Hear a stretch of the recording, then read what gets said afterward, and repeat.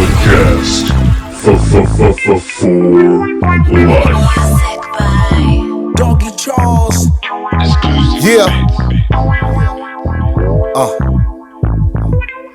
Let's go.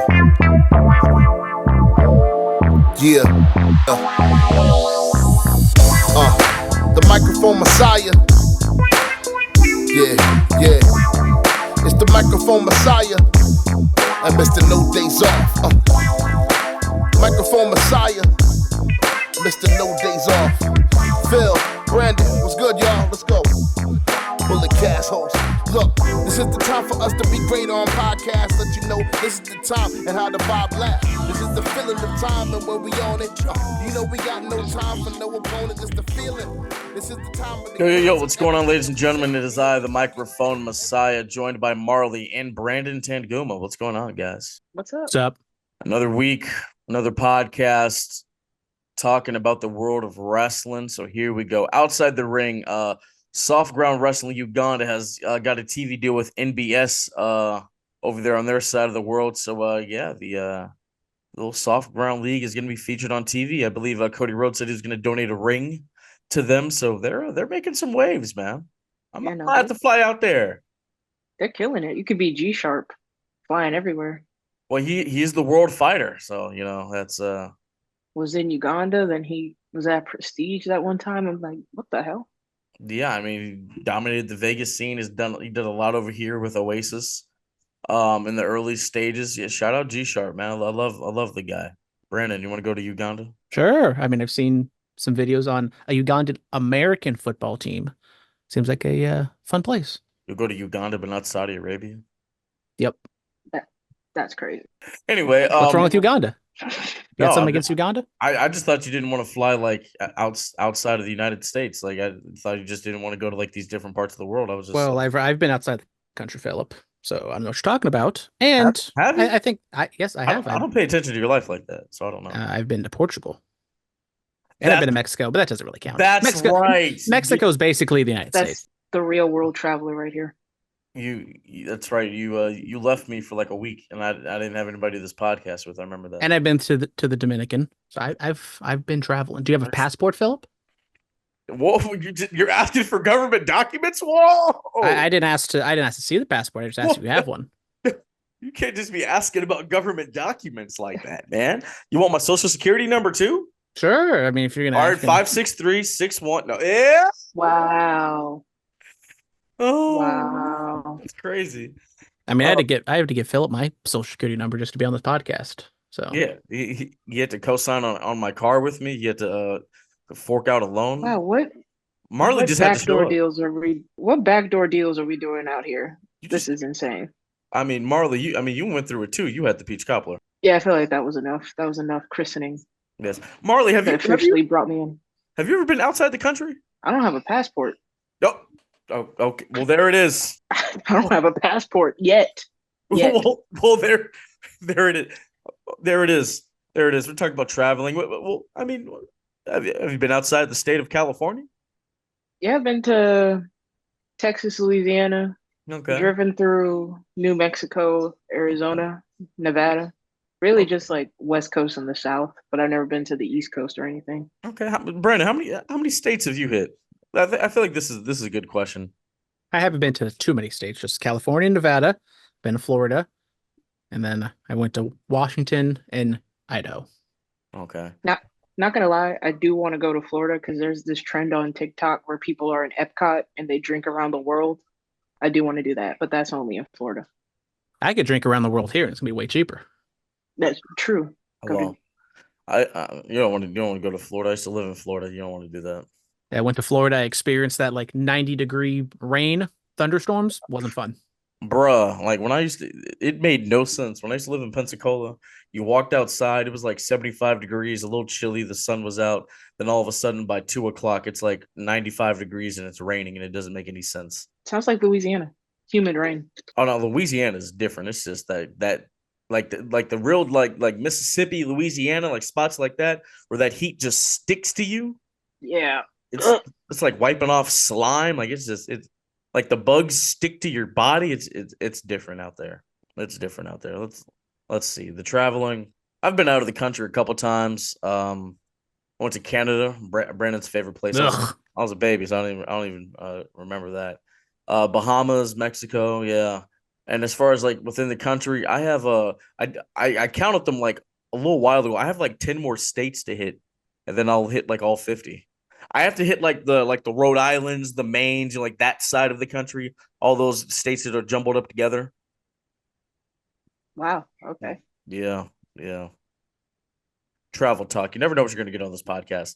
WWE has apparently filed a trademark for the name Super Brawl. So could be seeing a Super Brawl WWE PLE in the near future. Hopefully, I would love to see that. What Might super? be Yeah, super. NXT because NXT is getting all the WCW pay-per-views. Yeah, that is true. I mean, Super Brawl 2000. I think that was one at the Cow Palace with James Brown of all things. Yeah. Yeah, good stuff. Good stuff. I guess we can move on. We don't have a lot of fan mail. We have one fan mail that came in, I believe. Let me go over to this. Dun, dun, dun, dun. Let me see. Where is that at? Dan, I saw Alexander Hammerstone took a photo with Brian Cage, and he said someone named this tag team. How about the Royd run it? Wow. Whoa. Well, Well then, uh, well, moving on. That was choices. everybody's got choices. He no hesitation. Like I probably should have read that before I just started reading You it on the just show. I you just saw you saw and read. yeah. Yeah, that was something. All right, moving on. Moving on. Paul Heyman has been kicked out of the Bloodline. Madison Square Garden, the world's most famous arena, the place where he used to sneak into as a youth to take pictures to get into the industry. And just the storytelling with MSG they've done in the last couple years alone. I mean, a year ago when they were in MSG, when they did that 45-minute segment that opened SmackDown, Solo was holding the Ulafala, the lei, the necklace, after it was dropped, and he gave it to Roman. And then here we are a year later in the same building, around the same time frame too. Solo is displayed the lei, because he's, I guess, the reigning tribal chief now. But yeah, it starts out, the Tongans and Solo are out there. They get attacked by the baby faces. The baby faces, are told to leave, and they get kicked out. And then we continue on with SmackDown at the end with the Tongans and Solo Sikoa. Paul Heyman was told that Jacob Fatu was not there. Then Big Uso shows up eventually. Great presentation, by the way. Great theme song. Great feel. Great aura. Yeah, and then when at some point in time, Solo presents the Ulafala, and Paul just looked like, where did you get that? He hasn't seen it since Roman lost at WrestleMania. Just all these little details, and the news of Paul Heyman depriving himself of sleep to commit to this role. I mean, that's when they say you sold your soul to the wrestling gods. This is what they mean. You know what, Marlee? You know what I'm talking about. I know exactly what you're talking about. Once I was trying to, I didn't know where you were standing during that speech, but once Parisi said it, I was like, "Where is Phil?" Yeah. I was explaining to some of the West Coast students, like, yeah, this is it. But yeah, man, I mean, just that, and Jake said that he acknowledges Solo, and Paul Heyman said that I acknowledge that you are not my tribal chief, and that boy caught a thumb, he caught a splash, he got the Shield power bomb through the table. That man's fupa was all up in Jake's face. It was a thing. It was the thing. Brandon, what are your thoughts on Paul Heyman being eviscerated? I thought it was a fantastic segment. We talked last week. Oh, why didn't they save Jacob for MSG? Well, because they had something even bigger in mind with kicking out Paul Heyman. And last week I was, a little critical of Paul's acting or overacting, but I thought he played it very well here. The him being distraught, him kind of milking it a little bit, and then saying that Solo's not his tribal chief, and then Paul rarely gets physical ever. I mean, that's not really his forte. He's not like Bobby the Brain Heenan or like some other managers who would get physical. So it it doesn't look pretty, but it's very effective because he rarely does it. I think he maybe took a bump for like Brock Lesnar back in like one of those 20 Brock and Roman matches back in the day. So it's been quite a while since he's like taken a bump, let alone done something like this. Would help if Phillip didn't pull a me and unmuted himself. I'm just gonna say Godspeed because that just looked like it hurt for a man his age. Damn, poor Phillip. You just hate to see it when That silence was so loud. Silence is still loud. sometimes you just got to unplug and plug it back in because that there's these people that get paid thousands of dollars to try to fix tech stuff, and it's just the simplest fixes can help you out here. And it sucks. Back at the Austin 316 podcast, I had my fair share. I was excited to talk about my boy Stone Cold. And what happened? The internet just completely took a crap on me, and I sounded like a goddamn robot. But that's okay. We're here to talk Paul Heyman and Marlee. I mean, what did you think of the segment? Did you think it was super effective? I mean, where do you think they go from here? Because oh, welcome back, He's Phillip. back. Yeah, I don't. Yeah, that's never happened before. That was weird. I apologize for that. Yeah, Marlee, what did you think of the segment? Yeah, I was gonna say they're planting seeds for that Roman return because I'm just not. Now we're getting a double return because Paul and Roman are going to come back together. It's going to be huge. Yeah, that's gonna be a huge return. I think it's gonna be like John Cena 2008 Royal Rumble level. That pop. Because I think Paul comes out first, and he introduces Roman. yeah. That's what I was gonna ask. Like, is it gonna be the ladies and gentlemen? Is it gonna be that, or is just the music just gonna hit? I think Paul Heyman should come out like the ladies and gentlemen because like I don't know if it's gonna happen at SummerSlam or after SummerSlam because if it doesn't happen at SummerSlam, I can see it happening at the Royal Rumble. For like, if I don't we're think going that Roman's gonna far be out, gone for that long. nah. Yeah, because But it's what if we 6 do, weeks. I just gotta like, what match could happen at SummerSlam that could set up Roman's return? Cody versus Solo. True. Solo loses, and then Roman can return, and then Or the SmackDown after Roman could be like, "Well, losing has consequences." or he could distract Solo. Like it could be mid match. That could be a distraction. Then Cody rolls him up and retains. These are all possibilities. These are all possibilities. But yeah, I'm interested to see what they do with the Bloodline moving forward, and then we have the SmackDown on Friday, and then of course the pay-per-view on Saturday. So a lot of I was gonna say I think Hikuleo from New Japan, he still has to show up in some way, shape, or form. and then a couple other cousins have to show up in some way, shape, or form. Hey, the internet's talking about Journey now. There's been a video package that's been going around, and then now they're talking about Juicy. Let's just sign them all. Yeah, put them all in there. I'll submit I'll fax the list over to Hunter, and yeah, we may see Flip Fatu. You never know. Yeah, all the Fatus may make an appearance. So you might have to start out at NXT. Everybody has to go to the main roster. Oh, that's cool. That's cool. I'll go take that title off a Trick real quick. Let me stop. Let's talk about some Forbidden Door, man. AEW New Japan held the what is this, the third or fourth? I think it is the third. Yeah. Okay, the third Forbidden Door. Brandon, you did a whole recap. Yep. After I said it was going to be a pretty short podcast, what happens? I go 45 minutes like I normally do. It's okay. It's okay. It was short. Really long. Yeah. Well, we've become. Well, when there's 10 matches on the show itself and 15 on the entire card, I mean, a lot of stuff to get through. There were 15 matches on that entire show. Yeah, they added like four pre-show matches on Collision. Why? Yeah, there was a lot going on that pre-show. Okay, look for like a little co-brand show. How long was the pre-show? It's always an hour and a half, whether there's 2 matches or 7 matches. I don't know why it's an hour and a half. People don't really need that. 90-minute pre-show. Yeah. The only real match of consequence was Mariah May beating Saraya in the Owen Cup. And it wasn't even really about Mariah May. It was more about Toni Storm. Okay. So if the pre-show, I'm Okay. Maybe 3 matches on the pre-show, 7 on the main card. If just do 10 matches. Yeah, it was way too long for me personally because I think 3:30 is when the pre-show started, and I don't think it ended until like after 9. The whole thing. The whole thing, pre-show That's and main show.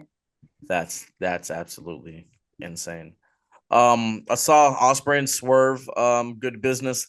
I I think it should have been over like after the screwdriver spot and then he hits the stomp. I think that would have been a nice crescendo, but they went a little bit longer, which is another reason why this was I absolutely disagree, Phillip. I think if they went from the screwdriver spot straight to the finish, it gives an out for Osprey. They didn't do that. Swerve beats him pretty clean, and so there's no question of Osprey got screwed. No, Swerve beat Osprey, and I even think that they didn't even need this screwdriver spot to begin with because that was really stupid. Yeah, that was kind of pointless. I didn't really understand that. it was Don Callis, trying to be like, here, be a bad guy. You use this to your advantage. You want to win or not? Yeah. Because how much longer did they go after the screwdriver spot? Like no more than 5 minutes, like maybe 3 minutes. It was not that long. 3 more minutes too long, in my opinion. I personally tapped out. Like it was so long, I was kind of losing interest by Zach Faber Jr. and Orange Cassidy. I was like, "Jeez, this is long." Mm, mm. Britt Baker is back. The doctor will see you now. Yep. Came out and confronted Mercedes. Yeah. Well, I don't know if I say confronted. She walked out. She made her entrance, stayed on the stage, and then just walked back. Yep. I like Britt Baker, and I was very high on her when she was the woman's champion and the stuff she was doing, kind of with where's Rebel at? She's just Isn't she like a hairdresser in the back or something? She's just there. She just creative has nothing for you. Ever since Britt and Jamie turned face, they kind of ditched Rebel. That's the real question. Where's Jamie Hayter at? I mean, apparently she's still hurt, even though her last match was last year's Double or Nothing, so it's been quite a long time. I mean, I'm excited for the Britt Baker Mercedes feud, but it could get ugly real quick with some of those promos because Britt cuts very close to the bone with some of her stuff, and I don't know if Mercedes would take it the right way. This is Mercedes not really good in the promo department. This is the thing. I like when people get personal. I say this all the time. If Brett and Sean can work together and Matt and Edge can work together, y'all will be all right. Y'all will be okay. Even like when Mercedes was Sasha and she was doing all those matches with Alexa because they didn't even like each other. Alexa Bliss. Yeah, like y'all will be fine, man. Like suck it up. I mean, the crowd started chanting F the Celtics, and you can tell Mercedes had maybe a little bit of boo-boo face on because the crowd did turn on her. And it wasn't because they hate the Celtics or she's from Boston. I think it was just they didn't care about the match. And I mean, she's had 3 matches in total in 3 months, and she has 2 titles already. Yeah, I personally think that Stephanie should have retained. Mercedes should have had more matches before she went after a title because there was no way she needed the TBS title right away. And there's no way that she needs the New Japan Strong title right now. Like, next Forbidden Door could have waited. These are all possibilities, but did they give it to her to kind of make good because she got hurt in that match with Willow? Is that it? Probably. I wouldn't be shocked. But she says she has quote unquote creative control. Oh, we can tell. We can definitely tell. Can you direct those creative control to your promos? Everybody's creative control. Look at the show. Everybody's doing what they want. Yeah, Bryan Danielson was fighting Satnam Singh on Collision. That was out there. That was like a couple collisions ago. That was a choice. Collision really used to be that show last summer. We know why it's no longer that show. Yeah. I mean, did you realize certain people were getting used in a decent way? Yeah, because where's Ricky Starks? He's wrestling in the Newark Pavilion. He's actually very nice. I did get a chance to say hi to him when we were doing Ring Crew. He's a very nice man. Was it absolutely awesome?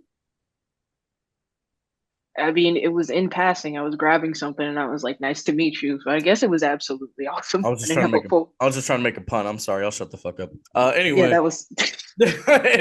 anyway, the rest of this card, but what'd you like, Marlee, that you saw? Bryan Danielson and Shingo Takagi was a good match. Even though I like kind of tapped out by Zack Sabre Jr. and Orange Cassidy, that was a good match. Zack Sabre Jr. is absolutely insane. I think that was really it because I don't know, the TNT Championship match kind of annoyed me because they had that whole thing about giving Jack Perry the TNT title. Christopher Daniels came out and was like, "Oh no, you have to fight for it," and he won anyway. They could have just Hey, gave him the title. that blue Thunderbomb spot through the tables, that was cool. Oh, I can't even lie. That was dope. Takeshita is insane. He's that dude. He is that dude. Yes. And he keeps Inside, getting very good crowd reactions, and yet they still don't do anything with them. Is he And what still- he happens? could- He's going to the G1, so we're Is not he going to still see a him in bad AEW guy? for a while. Yeah, he is, I think. Yeah, he beat Kenny Omega and nothing happened. Like what? Why He is even it? he showed up at Under the Bridge, the West Coast show, and still nothing. Bro, why didn't he get like a TNT title run, an international title run? They got all these titles, and bro couldn't get one of them. Like, come on now, my guy couldn't. Maybe he'll win the G1. No, that does not. I'm going to go and let me say that's not going to happen. Yeah, I'm not. I know. I said a hard maybe. Yeah. Inside the ring, the Dennis Richmond Invitational took place. Man, special. Pack the house. Packed the house. A lot of people were turned away. Like I've heard the number. It was a big number between like huge. the two different, like the main entry, Gilman, and then the side one where the bathrooms are. Like a nice amount of people were turned away because we legit packed the house, man. I mean, it was special, man. Congratulations to everybody involved. Jaya Jewel to fly home from Japan and then the next day to go on and win the Dennis Richmond Invitational. Crazy. Loverboy Leo made it to the finals. Good matches, man. I mean, I was on the call with Elijah and Starboy Charlie and Journey. That happened too. But yeah, man. I mean, it was cool. I want to say just thank you. I've always wanted to call a West Coast show. I've knocked that off the bucket list. I mentioned it earlier, but before we started recording, I'm the only person that's ever called Oasis, Ugwa, and West Coast. I'd like to give myself a little pat on the back. When I started commentary 3 years ago, the goal was to eventually call the West Coast show, and here we are. So, thank you to Scott and everybody that runs Oasis and West Coast, and it was a special night. The Oasis Coast. Yeah, I mean to pack out a show with no fly-ins, like Scott was saying at the end of the night and everything like that. It was all local talent. Yeah, I mean that's special, man. We really did that thing. We really did that thing. Shout out to Miko, Alana, and Jay Maney, West Coast students, made their debuts. Yes, they did great too. I love them. They're doing great work. Chris Jericho, CMLL, he attacked. Who did he attack? What? Mystico, I believe, didn't he? Which that was the first thing, Car, right? Yeah. Yes. This happened before Forbidden Door. This happened last week, and it ironically is going to lead to CMLL, Ring of Honor, AEW, and New Japan all working together for Wrestle Dynasty in the Tokyo Dome on January 5th. So coming up here in a few months. Does it really count as Ring of Honor and AEW as separate companies when everybody is that was nice of them to put Ring of Honor on that graphic. Yeah, but they try to. I don't think Ring of Honor has been its own separate company since before they had to go under. Like before TK bought them, it has not been like that's the last time it was their own company. My whole thing is he could have bought them, but like keep it the same. Shoot it the way Ring of Honor was shot. The Ring of Honor, the WWE superstars of AEW. That's what it reminds me of. The Superstars, the Wrestling Challenge, the Action Zone, if you remember that one from like 94. Like it's just like keep it the way it used to be. Like for real. Like the what is it? The aisleway shot that WWE or everybody was using during the pandemic because you can't look at the fans, you can't have the regular hard cam. Ring of Honor started the aisleway shot. Like I don't know why you just didn't keep it the way it was, man. But that's just I don't understand why That- Ring of Honor and AEW have so much overlap in talent, and yet Athena, their women's champion, who is like the best thing on Ring of Honor, is never on AEW. maybe that's the. I mean, I've been adamant. Like, if you hold a championship in Ring of Honor, you should not make an appearance. I mean, I agree, but it's like Athena is very talented, and that women's division is getting better, and I think she could do wonders in that division. And yet they just stick her on ROH. Drop the ROH women's title and come on to AEW. Then, like, it is what it is. But Wrestle Dynasty, this should be something very interesting. They changed the time to be at 1 o'clock local time, so it's a little easier for the United States people to watch it. So it'll be 11 p.m. Eastern, 8 p.m. Pacific, and then sorry for all the UK people, it's like 4 a.m. over there. So sorry about it. They'll be all right, 8 Mike. 8 p.m. Jeez. Okay. Get it done. Get it done. Donovan Dijak will be at West Coast Pro. Marlee, tell us. He is going to be at Roseland 9. So, for those who don't know, West Coast Pro, Prestige Wrestling, and Deadlock Pro Wrestling have a partnership. And so, for Roseland 9, they announced Donovan Dijak on September 29th at the Roseland Theater in Portland, Oregon. And this was like the day after his contract expired, too. So, that was kind of either the day after or 2 days after. Speaking of Deadlock Pro, the national champion, Brian Keith, the bounty hunter, BK, my boy, he has to relinquish their title because he has a legit injury. He's held the title for about 350 something days. So hopefully, BK has a speedy recovery. Love him, great guy, Amazing guy, fantastic human being. The Creed brothers will be at Bloodsport later this month in New York. So continuing. Shayna Baszler's going back, right? Yeah, the same show. I mean, with this whole WWE GCW thing.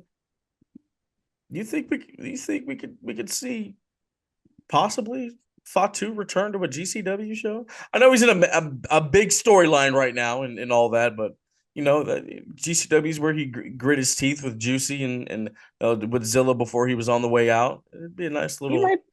He might be able to. Nice little homage. I'd like to say. Yeah. I'm just waiting for that Jacob Kevin Owens match because I know that's about to be crazy. Things are going to happen. It's going to be something. Drew McIntyre is qualified for Money in the Bank. I'm sorry. Claymore kicking Sheamus's head off in order to qualify. Congratulations to him. Liv Morgan retains the Women's World Championship, beating Zelina Vega with a little help from Dirty Dom, or Gummy Dom, or Daddy Dom. He has a lot of names now. There's a lot going on there. He was Dirty Dom. Michael Cole called him Dummy Dom. Liv calls him Daddy Dom. There's a lot going on with this. There's lots to unpack in that storyline. I just need Rhea to come back and like solve all this because, girl, stand up, Liv. Things are going. I mean, she was in the clubhouse, just playing video games with them. The Judgment Day has a whole bunch of drama. Finn saying not JD. Priest has changed. Priest is out there with Seth Rollins. Rollins thinks this is a trap. Finn attacks Rollins without Priest really wanting him to. He caught a curb stomp, and then Priest choke slams Rollins. A lot is going on. I have the theory that Finn is working with Liv, and the Judgment Day is going to implode. I need to know. I need the footage of him going in that hotel room. I need to know what happened. I didn't know he went into the hotel room. He just took the key, so Dom didn't. Listen. He went in the hotel room. He's a happily married man. He would never. Listen, Liv and Finn did team up to fight the original iteration of the Judgment Day. So there's no way that they're not in cahoots working together. Right. Come on now, man. The long-term storytelling, Brandon. Got to pay attention. They literally have made it to where you have to pay attention to literally everything. Can't miss a detail. Everything counts. Rey Mysterio goes on to defeat Dummy Dom with Zelina grabbed Morgan off the apron, which resulted in Dom dropping down on the top rope. 619 splash, boom. And Karrion Kross punishes Kofi Kingston. This is the side of Karrion Kross I've been waiting to see, man. Yeah, he is. They've watered him down so bad, but I think he's coming back. We are so back with Karrion Kross. Brandon, how do you feel about Karrion Kross? I used to be in on Karrion Kross. I'm kind of out on him. I mean, I appreciate the chance. I mean, they're pushing him. They're giving him some sort of edge, but I mean, it's against the New Day. It's kind of in that dead zone right before the Raw main event. So, I mean, it's kind of a push, but I don't know if it's anything like too serious to like kind of take it to the next level. I think he's found his water level kind of in that mid to lower card. I Maybe think Raw was better for him too, because on SmackDown he kind of fell to the wayside. not the wayside. The wayside. Mm, They're gonna fall to the wayside and the wasteland with the Ascension. Ah,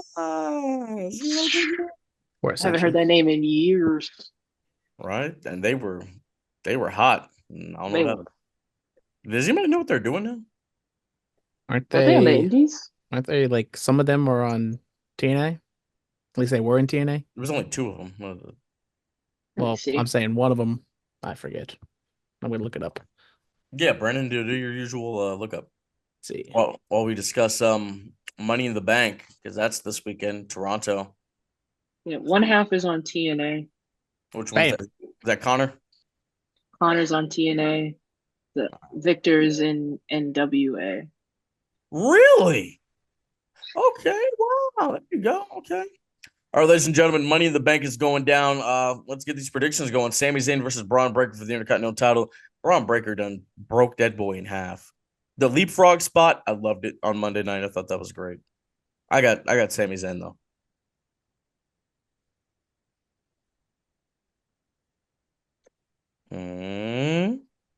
This was kind of hard because I don't know. I feel like Sammy might drop it because Braun is just that intense in the ring. So I might have to go Braun because his speed when it comes to his spears. I don't know, man. Yeah, I'm not trying to catch one of them. You might see me leapfrog. You might see me do some crazy things to avoid that. Brandon, what you got? I'm leaning Braun Breaker as well. They've given him a super push. I think having him beat Sammy. Sammy's always better on the chase than kind of that top champion. So it would make sense. And then it does free up Sammy to possibly rejoin some other, past family members that might need to join back together again. Yeah, that would make sense.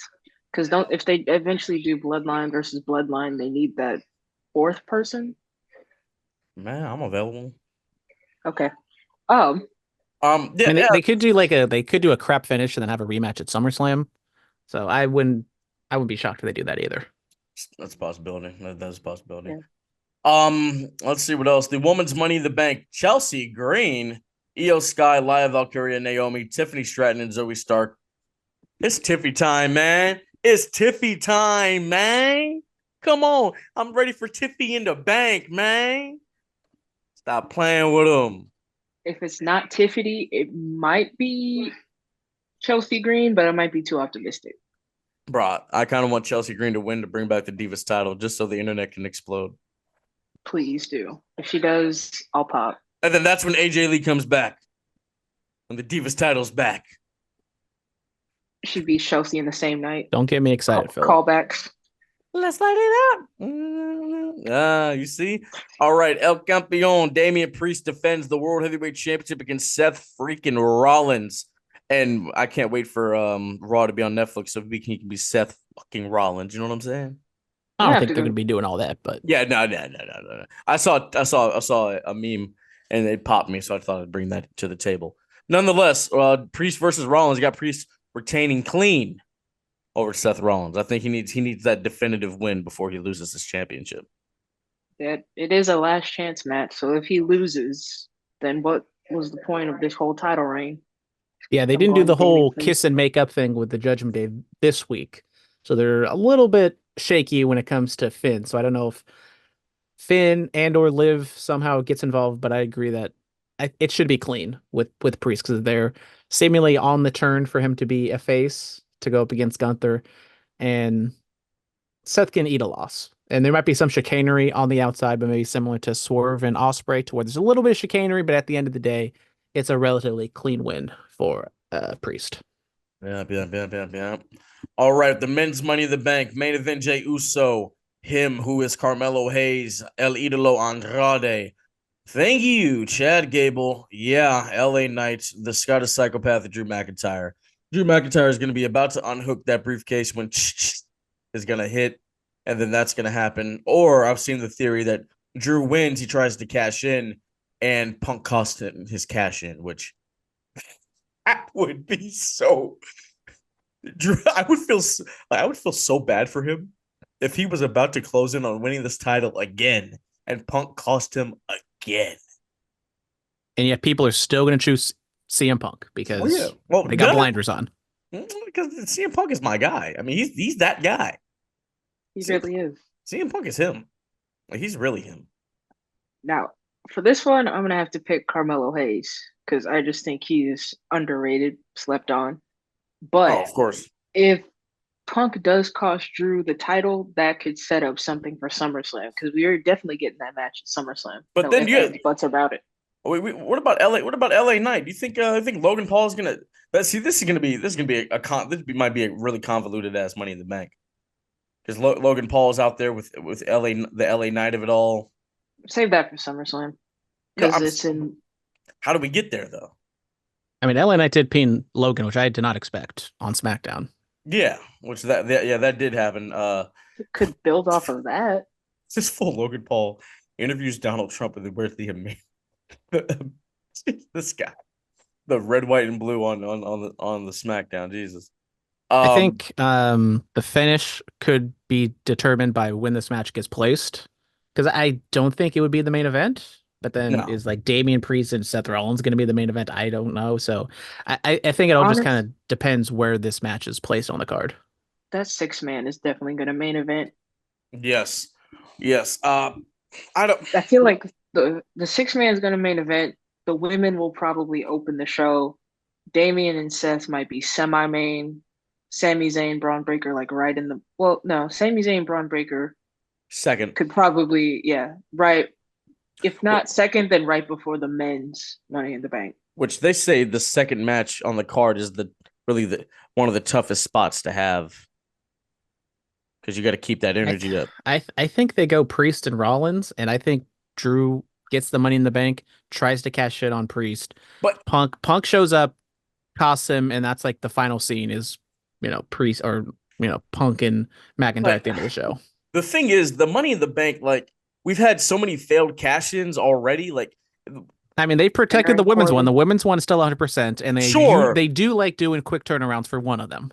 Sure, but I feel like the men's one, like, we need a successful cash-in. So we just got one a couple months ago. Okay, but like we need continuous ones, like because the past couple years have been fail. Like Austin Theory tried to cash in on the U.S. title and failed. Like, Baron Corbin. There was the Baron Corbin of it all. I mean, that was Jesus. That was a minute ago. I just noticed the Women's World Championship is not being defended on this card. It is not. For the men's Money in the Bank, do I want to go with the obvious pick and say Jey Uso? Isn't that your cousin? I think it's between Jey, support your family, LA Knight, and Drew as kind of like the main ones. And then Carmelo, Andrade, and Gable are very distant, I would say. And then does like the Wyatt Six get involved with Gable? I hope I not. don't know. That'd be too much. I already talked about 2 other interferences in this match. We don't need supernatural interferences. Also, give me Jey Uso, the Yeet in the Bank, yes sir, hello. And then the main event, the WWE Champion Cody Rhodes, the prize fighter Kevin Owens, and the Viper Randy Orton go up against the Bloodline. Now, which members of the Bloodline will it be? Will it be the Tongans and Solo? Will it be the Tongans and Fatu? I don't know, but it's going to be carnage. It's going to be mayhem. I got the Bloodline up, yes, sir. Yeah, the Bloodline is the obvious choice. Yeah, gotta put heat. And if this is Jacob's first match, you gotta like make him look like an absolute animal. A werewolf, one might say. Oh, all right, I'm done. I'm sorry. Yeah, that's it. I don't think there are any shows going on in the Bay Area, but yeah, not this weekend. No, not this weekend. Not until the 20th. West Coast Pro, Deadlock, and Prestige are doing Untouchable. UG was also the same day. Oh crap! Wow. Yeah. And then Oasis the following Saturday. Yeah, the 27th. I think they just announced that show too. It's going to be called Gilman, and it's going to be sign night. So fans, bring your signs. Bring your signs and come experience that. Yeah. All right, ladies and gentlemen, that's going to do it for us. Thank you all so much, as always. Be safe and stay dangerous. The microphone messiah, Mr. No Days Off.